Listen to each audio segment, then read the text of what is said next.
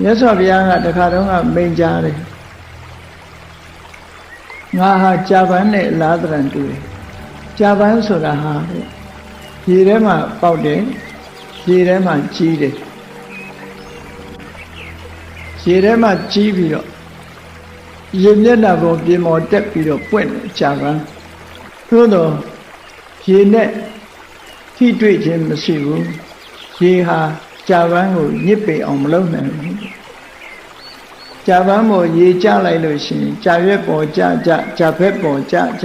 ရေဟာလိမ့်ဆင်းသွားတယ်ထို့တူပဲငါဟာလောကထဲမှာမွေးတယ်လောကထဲမှာကြီးပြင်းတယ်ဒါပေမဲ့လောကသားတွေနဲ့ပတ်သက်ပြီးတော့ဒီချစ်ခင်ခြင်းဆိုတဲ့တန်ရောစဉ်မုန်းတီးခြင်းဆိုတဲ့တန်ရောစဉ်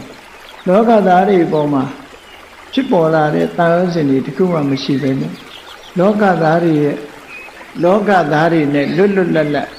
ငါဘုရားဟာနေထိုင်ခဲ့တယ်နေထိုင်လျက်ရှိတယ်ဆိုတာကိုထိုသုတ်တံမှာမြတ်စွာဘုရားရှင်းလင်းဟောကြားတယ်အဲ့တော့လောကထဲမှာကြီးပြီးတော့လောကနဲ့လွတ်ကင်းနေနိုင်လွတ်ကင်းနေတယ်ဆိုတာဘယ်လိုဟာကိုပြောတာလောကလူသားတွေနဲ့မဆက်ဆံတာကိုလွတ်ကင်းနေတာဒီလိုပြောလို့တာမဟုတ်ဘူးလောကလူသားတွေနဲ့ချစ်ခင်တွေ့တာမှုဆိုတာလည်းမရှိဘူးလောကလူသားတွေပေါ်မှာမုန်းတီးမှုဆိုတာလည်းမရှိဘူးလောကသားတွေရဲ့အကျိုးကိုပြုတယ်ဆိုပါစို့ရေထဲမှာပွင့်တဲ့ကြာပန်းကြီးဟာရေနဲ့မလူးတော့လည်းပဲရေမျက်နှာပြင်ကိုလှအောင်လုပ်ထားတာတော့ကြာပန်းကြောင့်ပဲပေါ့အကယ်၍သာကြာပန်းမပွင့်ဘူးဆိုရင်ရေမျက်နှာပြင်ကလှเสียအကြောင်းမရှိဘူးမြတ်စွာဘုရားဟာလည်းလောကကြီးကိုအလှဆင်တဲ့အခါမှာလောကပေါ်မှာတန်ရောစင်နဲ့အလှဆင်တာမဟုတ်ဘူး